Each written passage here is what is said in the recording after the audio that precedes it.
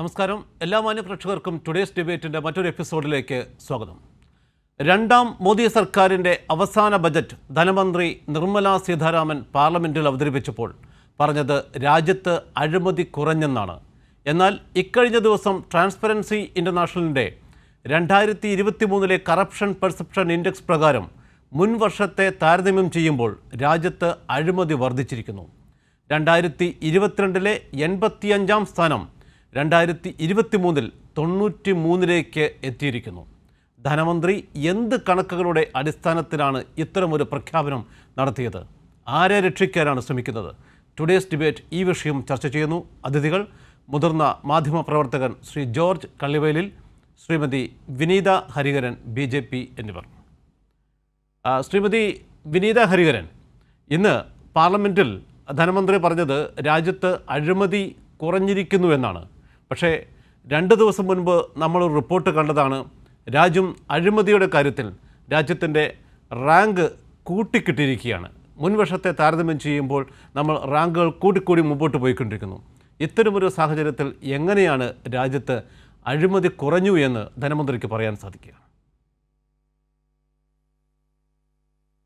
ഇതിപ്പോ എല്ലാ വശങ്ങളും നന്നായി പോകുമ്പോൾ, കൺട്രി നന്നായി പ്രോഗ്രസ് ചെയ്യുമ്പോൾ, ഫ്രജൈൽ 5 ടോപ്പ് 5 ആയി, ഫാസ്റ്റസ്റ്റ് ഗ്രോയിങ് എക്കോണമി ആയി, എന്തെങ്കിലും ഒരു ഫോൾസ് നെഗറ്റീവ് കൊണ്ടുവന്നിട്ട് ഇത് ഡീസ്റ്റെബിലൈസ് ചെയ്യാൻ നോക്കുന്ന ഒരു ശ്രമം ആയിട്ടാണ് ഞാൻ കാണുന്നത്. പക്ഷെ എന്തായാലും ഞാൻ മറുപടി പറയാം. നിങ്ങൾ എന്നെ ഡിബേറ്റിന് വിളിച്ചു, അതുകൊണ്ട് ഞാൻ മറുപടി പറയുന്നു. ഇതായിരുന്നു ടോപ്പിക് എന്ന് ഞാൻ അറിയുന്നുണ്ടായിരുന്നില്ല. പക്ഷെ ഞാൻ അത് ഓടിപ്പോണ ഒരു ആളല്ല. ഞാൻ പറയാം. ട്രാൻസ്പെറൻസി ഇന്റർനാഷണൽ എന്ന് പറഞ്ഞ ഒരു NGO ആണ്, ട്രാൻസ്നാഷണൽ NGO ആണ്.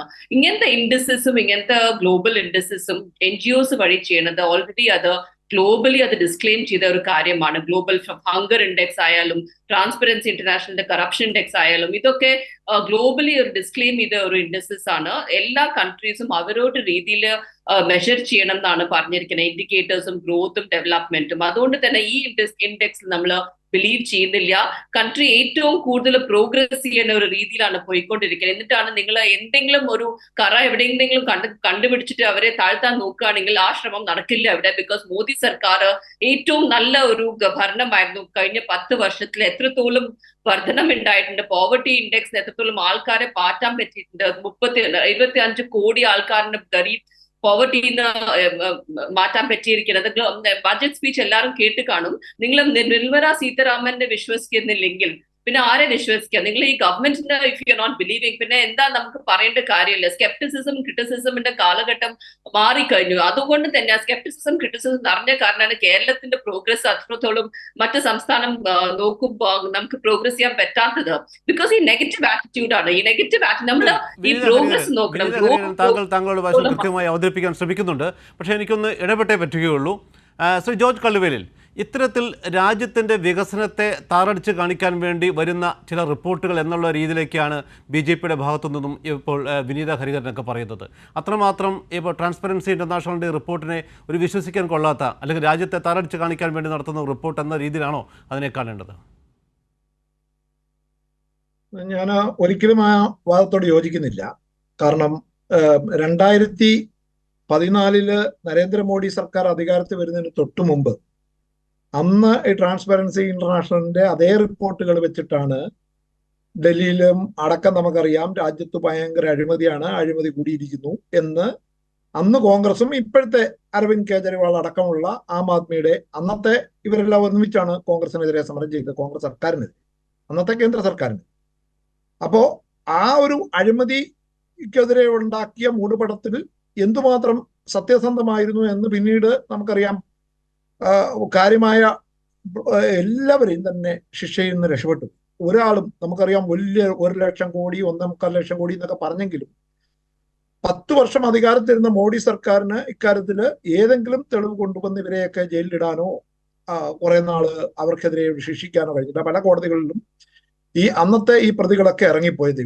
അതേസമയം മൻമോഹൻ സിംഗിന്റെ കാലത്ത് അന്ന് മൻമോഹൻ സിംഗിന്റെ തന്നെ നേതാവായിരുന്ന കോമൺവെൽത്ത് ഗെയിംസിന്റെ കാര്യത്തിലുണ്ടായ അഴിമതിയുടെ കാര്യത്തിൽ സുരേഷ് കൽമാടി അദ്ദേഹത്തിന്റെ കാലത്ത് തന്നെ അദ്ദേഹം ജയിലിലിട്ടു. അപ്പൊ അത്തരം നടപടികളൊന്നും ഉണ്ടായില്ല. അത് ഇത് മുഴുവൻ ഈ പറയുന്നതാണെങ്കിൽ ശരിയാണോ?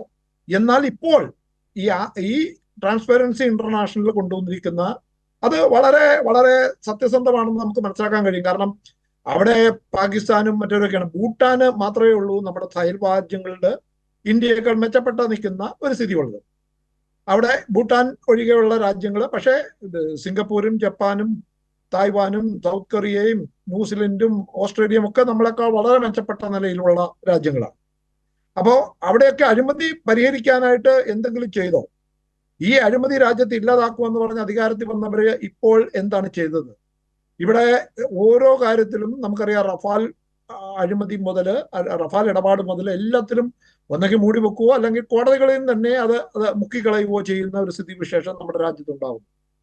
അത് പല തെളിവുകൾ നിരത്തുന്ന കാര്യത്തിലൊക്കെ സർക്കാർ അതിനകത്ത് താല്പര്യം വേണ്ടത്ര എടുക്കാത്തത് കൊണ്ട്. കാരണം അഴിമതിക്കെതിരെ ആ ഭരിക്കുന്ന സർക്കാരുകൾ തെളിവ് മാത്രമേ അവർ ശിക്ഷിക്കപ്പെടുകയുള്ളൂ. കാരണം അവരുടെ കയ്യിലാണ് തെളിവുള്ളത്, സർക്കാരിൻ്റെ കയ്യിലാണ് ഇത് സംബന്ധിച്ച് കൃത്യമായ തെളിവുള്ളത്. പക്ഷേ സർക്കാർ കൂടി ഇതിന്റെ ഭാഗമായി മാറിയാൽ വൻ അഴിമതികളൊന്നും പുറത്തു വരാതിരിക്കും.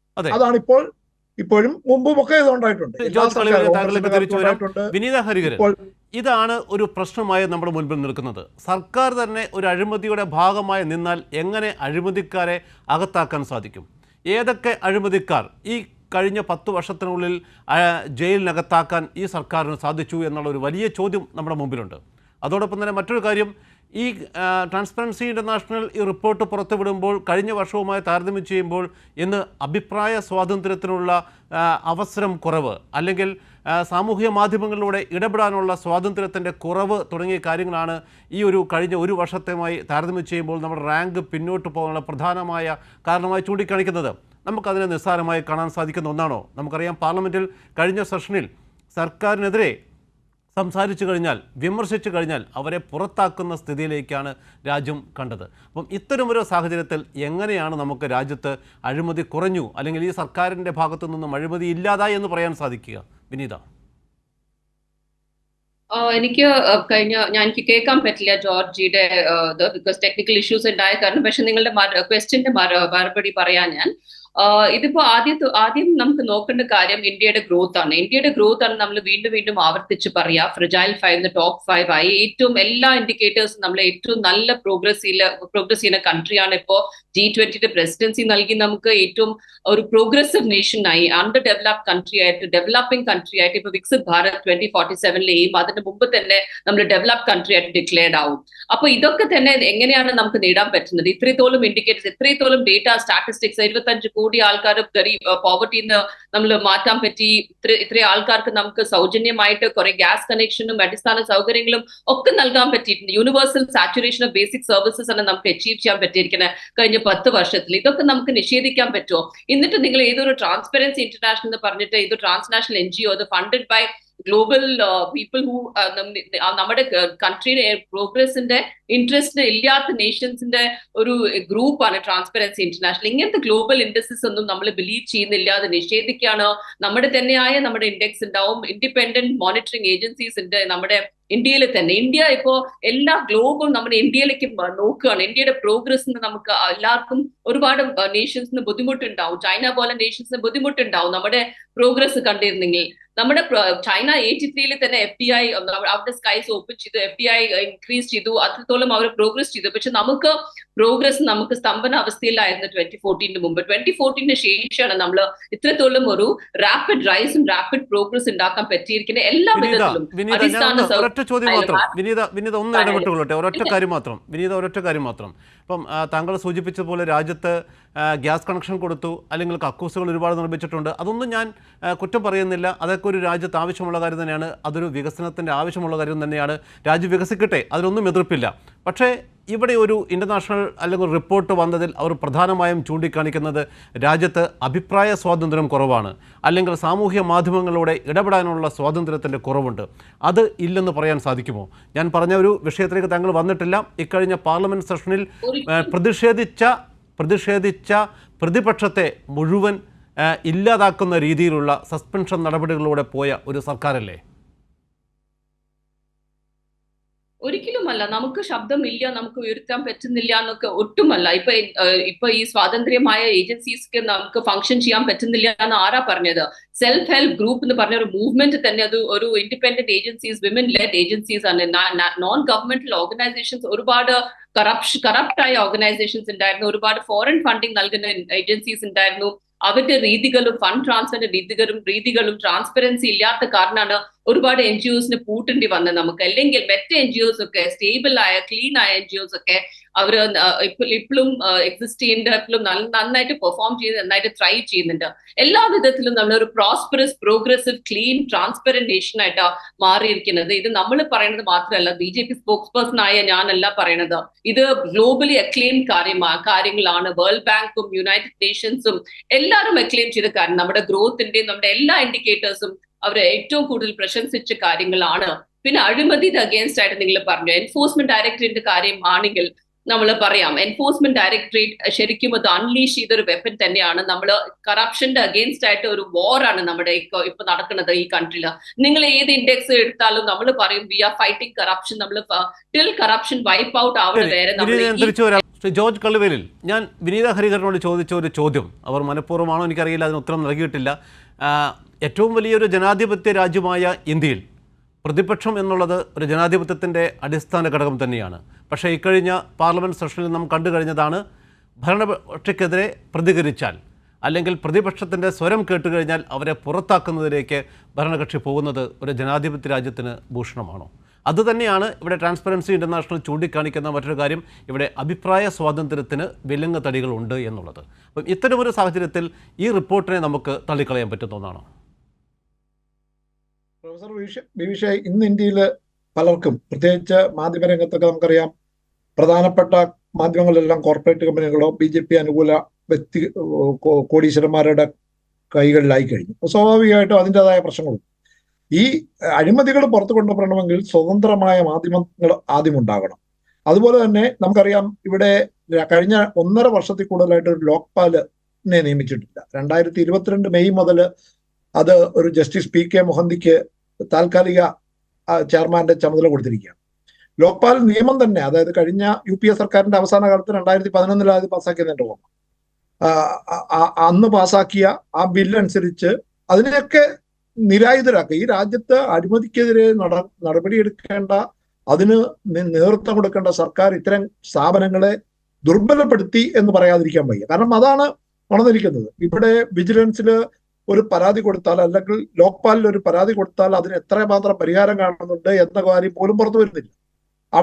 അവിടെയാണ് യഥാർത്ഥത്തിൽ സുതാര്യതയുള്ള ഒരു സർക്കാർ ഇത്തരം കാര്യങ്ങളെ പ്രോത്സാഹിപ്പിക്കുകയും അഴിമതിക്കെതിരെ ഒരു ഒരു ഒരു വാചകത്തിനപ്പുറത്ത് കിടന്നുള്ള കൃത്യമായ നടപടികൾ ഉണ്ടാവുകയും ചെയ്യണം. ആ നടപടികൾ എത്രമാത്രം ഫലവത്താകുന്നു എന്നതനുസരിച്ചിരിക്കും രാജ്യത്ത് അഴിമതി ഉണ്ടാകുന്നത്. താങ്കൾ ആദ്യമേ സൂചിപ്പിച്ചതുപോലെ ഇവിടെ പാർലമെന്റിൽ നമുക്കറിയാം 146 MPമാരെയാണ് ബില്ലുകൾ പാസ്സാക്കുന്നതിന് വേണ്ടി ഒറ്റയടിക്ക് ഒരു ചർച്ചയില്ലാതെ ബില്ലുകൾ പാസ്സാക്കുന്നതിന് വേണ്ടി പ്രതിപക്ഷത്തുള്ള ആളുകളെ 100-ലേറെ പേരെ ആണ് ലോക്സഭയിൽ നിന്ന് മാത്രം പുറത്താക്കിയത്. 100 പേരെയൊക്കെ പ്രതിപക്ഷ MPമാരെ ഒറ്റയടിക്ക്. അവിടെ ഒരു MPക്കെതിരെ പരസ്യമായി ചീത്ത വിളിക്കുകയല്ല, വളരെ അവഹേളനകരമായ ജാതീയ ആക്ഷേപം വരെ നടത്തിയ അദ്ദേഹത്തിനെതിരെ ഒരു നടപടി ഉണ്ടായില്ല. പ്രതിപക്ഷത്തിരിക്കുന്ന ഒരാൾക്കെതിരെയും പ്രതിപക്ഷത്തിരിക്കുന്ന എല്ലാവർക്കെതിരെ നടപടി എടുക്കുന്നത്. ഇപ്പൊ തന്നെ നമുക്കറിയാം, ഈ രാജ്യത്ത് പ്രതിപക്ഷം ഭരിക്കുന്നിടത്ത് മാത്രമേ അഴിമതിയുള്ളൂ. അത് വളരെ കൃത്യമല്ലേ. BJP ഭരിക്കുന്ന എവിടെയെങ്കിലും EDയോ ആദായ നികുതി വകുപ്പോ അല്ലെങ്കിൽ CBIയോ റെയ്ഡ് നടത്തുന്നു? അവിടെ ആർക്കും ഒരു അഴിമതിയില്ല. കൃത്യമായ അഴിമതിക്കാരെന്ന് ഇവര് തന്നെ ആക്ഷേപിച്ച ആൾക്കാര്, ഹിമന്ത ബിശ്വ ശർമ്മ ഇന്ത്യ കണ്ട ഏറ്റവും വലിയ അഴിമതിക്കാരനാണെന്ന് ആസാമിലെ മുഖ്യമന്ത്രി പറഞ്ഞത് ഇപ്പോഴത്തെ ആഭ്യന്തരമന്ത്രിയാണ്. പക്ഷെ അദ്ദേഹത്തെ BJPയിൽ വന്നപ്പോൾ അതെല്ലാം വൈറ്റ് വാഷ് ചെയ്തു. അപ്പം BJPയിലേക്ക് കൂറുമാറി. നമ്മള് യെഡിയൂരപ്പ മുതല് കർണാടകയിലെ നമുക്കറിയാം ഖനി കൊള്ള നടത്തിയവർ ഉൾപ്പെടെയുള്ളവരെ വെള്ളപൂശി, അവർക്കെതിരെ ഒന്നും എന്തുകൊണ്ട് ED നടപടിയെടുക്കുന്നില്ല? അപ്പൊ ഇവിടെ അഴിമതിക്കെതിരെയുള്ളത് വൺ സൈഡഡ് ആയിട്ടുള്ള, പ്രതിപക്ഷത്തിരിക്കുന്നവരെ ഭീഷണിപ്പെടുത്തുവാനും അവരെ പരിധിയിലാക്കുവാൻ വേണ്ടി മാത്രമുള്ള നടപടികളായി മാറുമ്പോഴാണ്. അതുകൊണ്ടാണ് സുപ്രീം കോടതി പോലും പത്രപ്രവർത്തകർക്കെതിരെ പോലും നടപടികളെടുത്തു, റെയ്ഡുകൾ എടുത്തു. അപ്പൊ അതിനെയൊക്കെ സുപ്രീം കോടതി ഇടപെടേണ്ടി വന്നു അവരെ വെറുതെ വിട്ടയക്കാനായിട്ട്. അഴിമതി ആരോപണം ഉന്നയിക്കുകയും റെയ്ഡ് നടത്തുകയും ചെയ്തുകൊണ്ട് ഭീഷണിയുടെ ഒരു ഭയപ്പാടിന്റെ ഫിയർ ഫാക്ടർ ഉണ്ടാക്കുകയും അതാണ് ഇവിടെ ഉണ്ടായിരിക്കുന്ന. അതുകൊണ്ട് അഴിമതികൾ പുറത്തു വരാത്തതിന്റെയും പ്രധാന കാരണങ്ങൾ അതാണ്. സ്വതന്ത്രമായി പ്രവർത്തിക്കുന്ന ആളുകള്, മാധ്യമ പ്രവർത്തകർ അടക്കം, സ്വതന്ത്രമായ ആക്ടിവിസ്റ്റുകൾ അടക്കം, RTI ആക്ടിവിസ്റ്റുകൾ അടക്കം ഉള്ളവരെ ഇവിടെ കൊല്ലപ്പെട്ട കഥകൾ വരെ അറിയാം. ജഡ്ജിമാർ കൊല്ലപ്പെട്ട, ജസ്റ്റിസ് ലോയ കൊല്ലപ്പെട്ടതിനെ കുറിച്ച് ഞാൻ പറയണ്ടല്ലോ. അപ്പൊ ഇവിടെ ഒരു ഭയപ്പാടിൻ്റെതായ ഒരു ഒരു ഒരു അന്തരീക്ഷം സൃഷ്ടിച്ചാല് ഒരിക്കലും അഴിമതി, സ്വാഭാവികമായിട്ടും അഴിമതിയുടെ ആഗോള ഭൂപടത്തിൽ നമ്മൾ പറയുമ്പോൾ അപ്പം അവരെ തള്ളി പറയാ, ഈ സർവേ നടത്തിയവരെ തള്ളി പറഞ്ഞിട്ട് വല്ല കാര്യമുണ്ടോ? നമ്മളെ മുഖം ചെത്തിയായ നമ്മുടെ കണ്ണാടിയെ കുറ്റം പറയുകയല്ല ചെയ്യേണ്ടത്. അവിടെ ഈ രാജ്യത്ത് നടന്നു വരുന്ന അഴിമതിക്കെതിരെ കൃത്യമായ നടപടികൾ എടുക്കുന്നതിൽ സർക്കാരുകൾ പരാജയപ്പെടുന്നു എന്നതാണ്. അത് ഒരു സർക്കാരല്ല, ഞാൻ മനസ്സിലാക്കുന്നത് ശരിയാണെങ്കിൽ, അല്ലെ എൻ്റെ ഒരു പത്രപ്രവർത്തകൻ എന്നുള്ള 35 വർഷത്തെ ഇവിടെ ഉള്ള എല്ലാ സർക്കാരുകളും അക്കാര്യത്തിൽ വീഴ്ച വരുത്തിയിട്ടുണ്ട്. ഗുരുതരമായ ഒരു പാളിച്ചകൾ ഉണ്ടായിട്ടുണ്ട്. അഴിമതിയെ സ്വന്തം ആളുകളാണെങ്കിൽ പ്രോത്സാഹിപ്പിക്കുകയും സ്വന്തം സർക്കാരിന്റെ അഴിമതികളെ മറച്ചു വെക്കുകയും. അത് തന്നെയാണ് എനിക്കും ചോദിക്കാനുള്ളത്. ജോർജ് ഖലീൽ, ഞാൻ താങ്കളിലേക്ക് തിരിച്ചു വരാം. വിനീത, ഇവിടെ അഴിമതി എന്ന് പറഞ്ഞാൽ പണം കൊടുക്കുന്നതോ പണം വാങ്ങിക്കുന്നതോ മാത്രമല്ലല്ലോ. ഒരു രാഷ്ട്രീയത്തിൽ അല്ലെങ്കിൽ അഴിമതി വിരുദ്ധ ഏജൻസികളെ ഉപയോഗിച്ചുകൊണ്ടുള്ള നീക്കങ്ങൾ നമ്മൾ കണ്ടുകൊണ്ടിരിക്കുകയാണ്. ഇപ്പം EDയുടെ കാര്യത്തിലാണെങ്കിൽ പോലും, അല്ലെങ്കിൽ മറ്റ് അന്വേഷണ ഏജൻസികളെ ഉപയോഗിച്ചുകൊണ്ട് നിങ്ങൾക്കിഷ്ടമില്ലാത്ത സർക്കാരുകളെ ഭീഷണിപ്പെടുത്തുവാൻ, അവരെ നിങ്ങൾക്കൊപ്പം ചേർക്കുവാൻ നിങ്ങൾ നടത്തുന്ന നീക്കങ്ങളെ നമുക്ക് ഒഴിവാക്കാൻ പറ്റുമോ? കാരണം ഇപ്പോൾ ഏറ്റവും അവസാനമായ ജാർഖണ്ഡിലെ അവസ്ഥ നാം കണ്ടു കഴിഞ്ഞതാണ്. അവിടുത്തെ മുഖ്യമന്ത്രിയെ നിങ്ങൾ അറസ്റ്റ് ചെയ്യുന്നു, അല്ലെങ്കിൽ അദ്ദേഹത്തെ പുറത്താക്കുന്നു. പകരം ഒരു മുഖ്യമന്ത്രിയാകാൻ വേണ്ടി ഗവർണറെ കാണുമ്പോൾ സത്യപ്രതിജ്ഞയ്ക്ക് പോലും സമയം നൽകാത്ത രീതിയിൽ ഒരു ഗവർണറെ ഉപയോഗിച്ചുകൊണ്ട് ഒരു ഭരണം, അല്ലെങ്കിൽ അവിടെ മറ്റൊരു ഓപ്പറേഷൻ താമര നടത്തുവാനുള്ള നീക്കങ്ങൾ നാം കണ്ടു കഴിഞ്ഞതാണ്. അല്ലെങ്കിൽ തൊട്ടു മുൻപ് ബീഹാറിൽ നാം കണ്ടു കഴിഞ്ഞതാണ്. നിങ്ങൾ നിരന്തരം അഴിമതിക്കാരെന്ന് വിശേഷിപ്പിച്ചിരുന്ന നിതീഷ് കുമാർ എന്ന് പറയുന്ന അവിടുത്തെ മുഖ്യമന്ത്രി ഒരു പാർട്ടിയിൽ നിന്നും അല്ലെങ്കിൽ ആ സർക്കാരിൽ നിന്നും മാറി പുതിയ സർക്കാർ BJPയുടെ സഹായത്തോടെ വന്നപ്പോൾ അദ്ദേഹം നിങ്ങൾക്ക് വേണ്ടപ്പെട്ടവൻ. ഇതും അഴിമതിയല്ലേ? അപ്പോൾ നിങ്ങൾക്ക് ഇഷ്ടമില്ലാത്തവരെ, നിങ്ങൾക്ക് ആവശ്യമില്ലാത്ത സംസ്ഥാനങ്ങളെ ഭീഷണിപ്പെടുത്തുക, അന്വേഷണ ഏജൻസികളെ ഉപയോഗപ്പെടുത്തുക, ഇതും അഴിമതിയുടെ ഭാഗമാണ്. നിഷേധിക്കാൻ സാധിക്കുമോ ശ്രീമതി വിനീത?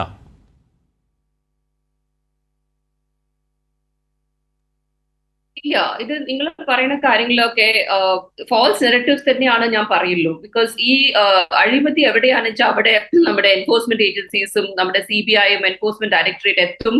അത് സത്യം കണ്ടുപിടിച്ചിട്ട് തന്നെ ക്രിമിനൽസിനെ കണ്ടുപിടിക്കുകയാണ് EDയുടെയും CBIയും ഇങ്ങനത്തെ ഇൻഡിപെൻഡന്റ് ഏജൻസീസിന്റെ ജോലിയും. എവിടെയാ കറപ്ഷൻ വെച്ചാൽ അവിടെ എവിടെയാണ് എവിഡൻസ് ഉണ്ടെങ്കിൽ അവിടെ പോയി അവർ ഇൻവെസ്റ്റിഗേറ്റ് ചെയ്ത് അവരുടെ കാര്യം ചെയ്യും.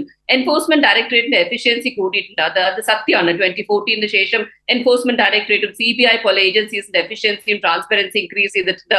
അതുകൊണ്ട് തന്നെയാണ് എവിടെയാണ് അഴിമതി അവിടെ അവരെത്തി, അവർ അന്വേഷണം നടത്തിയിട്ട് അതിന്റെ കുറ്റക്കാരെ കണ്ടുപിടിച്ചിട്ട് അത് ശിക്ഷ നൽകുന്നതായിരിക്കും ഈ ഒരു മോദി സർക്കാരില്. ഇപ്പൊ നമ്മൾ ED നമ്മുടെ ഓപ്പോസിഷൻ സ്റ്റേറ്റ്സിൽ മാത്രം പോയി അറ്റാക്ക് ചെയ്യാണെന്ന് പറയുന്നത് അത് സത്യമല്ല. നിങ്ങൾ എൻഫോഴ്സ്മെന്റ് ഡയറക്ടറേറ്റിന്റെ വെബ്സൈറ്റിൽ പോയി നോക്കൂ, എത്രത്തോളം കേസസ് ആണ് അവർ രജിസ്റ്റർ ചെയ്തിരിക്കുന്നത്. PMLA ആക്ട് പ്രകാരം എത്രത്തോളം കേസസ് ആണ് എല്ലാ രാജ്യത്തിലും എല്ലാ സംസ്ഥാനത്തിലും അവർ പോയിട്ടുണ്ട്. അഹമ്മദാബാദ്, ഉത്തരാഖണ്ഡ്, അങ്ങനത്തെ ഒരുപാട് കേസസും അവർ ഫൈറ്റ് ചെയ്തിട്ടുണ്ട്, പ്രോപ്പർട്ടീസ് സീസ് ചെയ്തിട്ടുണ്ട്.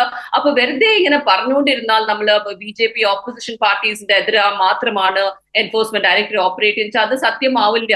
കുറെ ഫോൾസ് കാര്യങ്ങൾ പറഞ്ഞിട്ട് അത് വീണ്ടും ആവർത്തിച്ച് പറഞ്ഞ് അത് സത്യമാവണമെന്നുമില്ല. ബിക്കോസ് നമുക്കറിയാം നമ്മുടെ സ്റ്റോറി എന്താണ്. നമ്മുടെ corruption free India towards A developed Viksit Bharat ആണ് നമ്മുടെ ഒരു എജൻഡ. ആരെന്ത് പറഞ്ഞാലും അത് ചെയ്തിരിക്കും. കറപ്ഷൻ ഫ്രീ ടൈറേഡ് നമ്മൾ നടത്തും. എവിടെയാ കറപ്ഷൻ അവിടെ എത്തി EDയും CBI പോലെ ഏജൻസീസ് ഇൻവെസ്റ്റിഗേറ്റ് ചെയ്തിട്ട് ഇന്ത്യന് ക്ലീൻ ട്രാൻസ്പെറന്റ് ഗവർണൻസ് കൊടുക്കാനുള്ള എയിമാണ് വികസിത് ഭാരതിന്റെ 2047. അത്രയേ നമുക്ക് പറയാനുള്ളൂ. 2047 ഒരു വികസിത രാഷ്ട്രം ആകും എന്നുള്ളൊരു പ്രഖ്യാപനമാണ്. നമുക്ക് ബജറ്റിലേക്ക് വരികയാണെങ്കിൽ തന്നെ, ഇപ്പോൾ ബജറ്റിൽ തന്നെ കോർപ്പറേറ്റുകൾക്ക് നൽകുന്ന ആനുകൂല്യങ്ങൾ ഒരു വശത്ത് നിൽക്കുന്നുണ്ട്. അതും ഒരു അഴിമതിയുടെ ഭാഗമാണ്. സാധാരണക്കാരായ സ്ത്രീകൾക്ക് അല്ലെങ്കിൽ ചെറുപ്പക്കാർക്കൊക്കെ നൽകേണ്ട ഒരുപാട് പദ്ധതികളൊന്നും ഈ ഒരു ഇലക്ഷൻ സമയമായിട്ട് പോലും മുൻപോട്ട് വെക്കാൻ ഈ ഒരു ബജറ്റിന് സാധിക്കുന്നില്ല. അപ്പോൾ ഇവിടെ കോർപ്പറേറ്റുകളെ ഇപ്പം അദാനി പോലുള്ള കോർപ്പറേറ്റ് ഗ്രൂപ്പുകൾക്ക് നൽകുന്ന സഹായങ്ങൾ അല്ലെങ്കിൽ ഹിൻഡൻബർഗ് റിപ്പോർട്ടിൻ്റെ പിറകിൽ എന്തൊക്കെ അന്വേഷണം നടത്തി എന്നുള്ളതെല്ലാം നമ്മൾ കണ്ടു കഴിഞ്ഞാണ്. ഒരുപാട് ചർച്ചകൾ നാം നടത്തിയതാണ്. അതിൻ്റെ പിറകിലൊന്നും ഇത്തരത്തിലുള്ള സർക്കാരിന് താല്പര്യമുള്ള കോർപ്പറേറ്റുകൾക്ക് മേൽ ഒരു തരത്തിലുള്ള അന്വേഷണമോ അല്ലെങ്കിൽ അവരെ ചേർത്ത് നിർത്തിക്കൊണ്ടുള്ള ഭരണമല്ലേ മുമ്പോട്ട് പോകുന്നത്. അപ്പം അത് നമുക്ക് മാറ്റിവെക്കാൻ സാധിക്കില്ല. ശ്രീ ജോർജ് കള്ളിവലിൽ, ഇത്തരത്തിൽ ഈ കോർപ്പറേറ്റുകൾക്ക് അനുകൂലമായ ഒരു ബജറ്റ് എന്നുള്ള രീതിയിൽ ഒരു ചർച്ച അല്ലെങ്കിൽ ആരോപണവും ഇപ്പോഴത്തെ നിർമ്മലാ സീതാരാമൻ്റെ ഈ ഒരു ഇടക്കാല ബജറ്റിനെ കുറിച്ച് പുറത്തു വരുന്നുണ്ട്. അതിനെക്കുറിച്ചുള്ള പ്രതികരണം. നമുക്കറിയാം, ഈ ബജറ്റില് കോർപ്പറേറ്റുകൾക്ക് കഴിഞ്ഞ ബജറ്റിൽ തന്നെ നികുതി കുറച്ചു കൊടുത്തു. ആ കുറച്ചു കൊടുത്ത നികുതി ഒരു മാറ്റം പോലും വരുത്തിയിട്ടില്ല, 1% പോലും കൂട്ടിയില്ല. അപ്പൊ അത് നമുക്കറിയാം 25% നിന്ന് 22% അതായത് ഒരു 2.5% കുറവിലൂടെ ശതകോടികളുടെ വ്യത്യാസമാണ് വരുന്നത്. ഇവിടെ സാധാരണക്കാരന് ഒരു നേരത്തെ ഭക്ഷണമില്ല, അഴിമതി ഉണ്ടെന്ന് പറയുമ്പോഴും നമുക്ക് മനസ്സിലാക്കണം, ഈ രാജ്യത്ത് കോർപ്പറേറ്റുകളുടെ അഴിമതിക്ക് സർക്കാരുകൾ കൂട്ടുനിൽക്കുകയാണ്.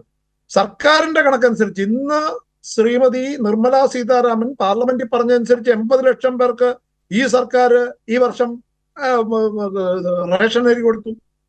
അവര് രാജ്യത്തെ മുഴുവൻ ആളുകളും ഈ ദാരിദ്ര്യത്തിൽ നിന്നും പട്ടിണിയിൽ നിന്നൊക്കെ മുക്തരായ അവര് റേഷനറി മേടിക്കാൻ ക്യൂ നിൽക്കുമോ? അവർ റേഷനറി മേടിക്കേണ്ടി വരുന്നത് സാധാരണക്കാരും പാവപ്പെട്ടവരുമായിട്ടുള്ള ആളുകളാണ്. അത് സർക്കാരിന്റെ കണക്കനുസരിച്ച് തന്നെ 80. ഇപ്പോൾ നമുക്കറിയാം, ഒരു 30 കോടിയോളം ജനങ്ങൾ ഇപ്പോഴും ദാരിദ്ര്യത്തിന്റെ അങ്ങേയറ്റത്തെ ദാരിദ്ര്യത്തിൽ കിടക്കുകയാണ്. ഈ കണക്കുകൾ മാത്രമല്ല, കണക്കുകൾ കൊണ്ട് മായാജാലം കാണിച്ചും കുറെ വാചകം അടിക്കും, ഞങ്ങൾ വികസിത ഭാരതം എന്നൊക്കെ. 2047 വികസിത ഭാരതം ഉണ്ടാകുന്നതിനെ കുറിച്ച് സ്വപ്നം കാണിച്ചുകൊണ്ടിരിക്കുകയാണ് ഇപ്പോഴും. ഇത് നമുക്കറിയാം, ഇവിടെ മുൻ സർക്കാരുകളുടെ കാലത്തുണ്ടായിരുന്ന ആ ഒരു സാമ്പത്തിക വളർച്ചാ നിരക്ക് 9% വരെ മൻമോഹൻ സിംഗിന്റെ കാലത്തുണ്ടായിരുന്നു. ഇപ്പൊ 5%-ത്തിലും 6%-ത്തിലേക്കും താന്നു. അപ്പൊ അതേക്കുറിച്ച് പറയുന്നില്ല. അതിന് പകരം ഞങ്ങൾ ലോകത്തിലെ അതിനുള്ള അടിസ്ഥാനം ഇട്ടത് ആരാണ്? അതിനു മുമ്പ് നടന്ന വികസനങ്ങൾ, ഈ രാജ്യത്തുണ്ടായിരിക്കുന്ന വലിയ ശാസ്ത്ര മുന്നേറ്റങ്ങൾ, ഇതിനൊക്കെ ആര് തുടക്കമിട്ടു? ഇതിനെക്കുറിച്ചൊക്കെ നമുക്ക് തർക്കിക്കേണ്ട, അതൊന്നും അല്ല ഇവിടുത്തെ ചർച്ചാ വിഷയം. ഇവിടുത്തെ ചർച്ചാ വിഷയം ഈ കോർപ്പറേറ്റുകളുടെ അഴിമതികൾക്കെതിരെ എന്തുകൊണ്ട് നടപടിയെടുക്കുന്നില്ല?